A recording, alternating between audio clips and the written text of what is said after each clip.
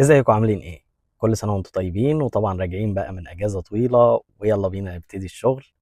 وزي ما عودناكم دايما معانا هنا في كلام في صميم ابو تميم، هتسمعوا معلومات وتفاصيل اول مرة تسمعوها وتشوفوها ومش هتشوفوها في اي مكان تاني غير معانا هنا في كلام في صميم مع ابو تميم، عن الازهر الشريف بمناسبة ذكرى تأسيسه.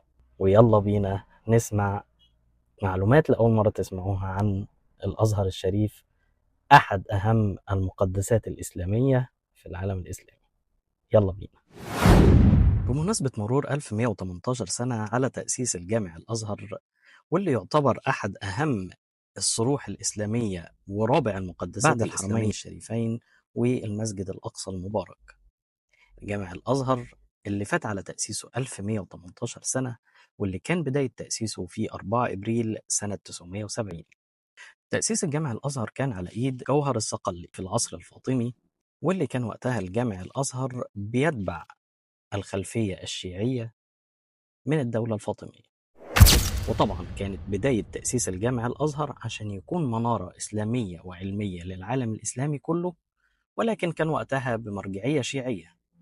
بالرغم من كده كان الأساس القرآن الكريم والسنة النبوية الشريفة. كان دور الجامع الأزهر حتى قبل تأسيس المشيخة إنه يكون منارة إسلامية وخلفية إسلامية ووطنية من الطراز الأول حتى قبل تأسيس المشيخة. ولما جه القائد صلاح الدين الأيوبي واللي قضى على الدولة الفاطمية والمرجعية الشيعية لمصر وقتها، عشان يقوم الجامع الأزهر بدوره الإسلامي على أكمل وجه وبمرجعية القرآن الكريم والسنة النبوية الشريفة. عارفين سر ارتباط كلمة يا خراشي بالجامع؟ وإيه علاقة يا خراشي بالجامع الأزهر؟ تعالوا نقول لكم الموضوع. الكلمة دي كان سببها شيخ أزهري وأحد أهم مشايخ الأزهر الشريف. أيوة، زي ما سمعتوا كده. فالشيخ محمد الخراشي أول إمام لجامع الأزهر الشريف وصاحب لقب الإمام الأكبر، هو اللي كان يرجع ليه الفضل في وجود كلمة يا خراشي في القاموس المصري. واللي ما يعرفش السبب فهو إن الشيخ محمد الخراشي كان شخصيته قوية جدا، وكان ملجأ لكل المستضعفين وكل اللي بيستغيثوا بيه، لدرجة إنه كان دايما النداء عليه في الجامع الأزهر بيكون الحقنا يا شيخ خراشي أو يا خراشي.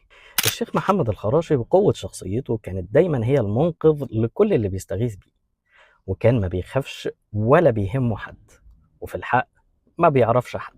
عشان تترسخ كلمة يا خراشي في قاموس اللهجة المصرية كدلالة على الاستغاثة، والسبب في ده يرجع للشيخ محمد الخراشي. عشان يكون الشيخ محمد الخراشي وكلمة يا خراشي دليل على قوة الأزهر وقتها ومرجع للقاموس في اللهجة المصرية للاستغاثة. على مدار تاريخ الأزهر الشريف اتقلد منصب الإمام الأكبر 48 شيخ على مدار تاريخه. ذكرنا الشيخ الخراشي، وحتى الآن فضيلة الإمام أحمد الطيب الإمام الأكبر إمام الأزهر الشريف. الصعيد كان ليه نصيب الأسد في الحصول على منصب الإمام الأكبر لمشيخة الأزهر الشريف. فالصعيد لوحده على مدار التاريخ حتى الآن اتولى منصب الإمام الأكبر من الصعيد 10 مشايخ، منهم الشيخ الفاضل أحمد الطيب. وكان لمحافظة المنيا وحدها نصيب 3 شيوخ لمنصب الإمام الأكبر. تابعونا يلا عشان يوصلكم كل جديد، وما تنسوش تدعمونا بلايك وكومنت وشير في كل مكان، وتابعونا على قناتنا على اليوتيوب والإنستجرام، واستنوا كل جديد، واستنوا كمان محتوى مختلف الفترة الجاية. أشوفكم في حلقات تاني كتير، استنونا.